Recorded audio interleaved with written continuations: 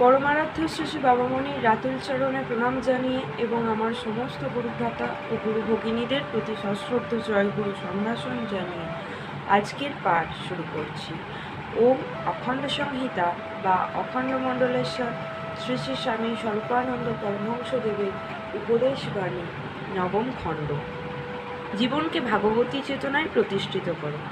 অপর এক সময়ে শ্রী শ্রী বাবামণি শ্রীযুক্ত সূর্যবাবুকে বলিলেন, জীবনকে ভাগবতী চেতনায় প্রতিষ্ঠা করাই দীক্ষাদান বা সাধন গ্রহণের উদ্দেশ্য। কর্মী হও, জ্ঞানী হও আর ভক্তই হও। অপরের পথটাকে প্রাণ খুলে নিন্দা করে আত্মপ্রসাদ লাভের মিথ্যা চেষ্টার জন্য সাধন দেওয়া বা সাধন পাওয়া এক বিপজ্জনক ভুল। জীবনটাকে কর্ম থেকে বঞ্চিত করে ধর্মপ্রচার করলে দেশের উদর সে ধর্মের প্রতিবাদ করবে। জীবনটাকে জ্ঞান থেকে বঞ্চিত করে ধর্মপ্রচার করলে দেশের মস্তিষ্ক সে ধর্মকে অগ্রাহ্য বলে ত্যাগ করবে। জীবনটাকে প্রেম থেকে বঞ্চিত করে ধর্ম প্রচার করলে দেশের হৃদয় সে ধর্মের বিরুদ্ধে বিদ্রোহ ঘোষণা করবে।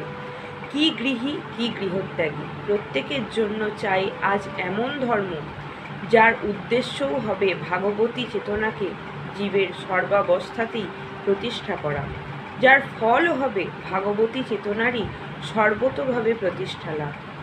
তোমার চেতনা ভগবানের চেতনার সাথে অভিন্ন হোক, তারপরে তুমি জ্ঞানী হও। সবই আচ্ছা কর্মী হও, সবই আচ্ছা প্রেমী হও, সবই আচ্ছা। জয় গুরু।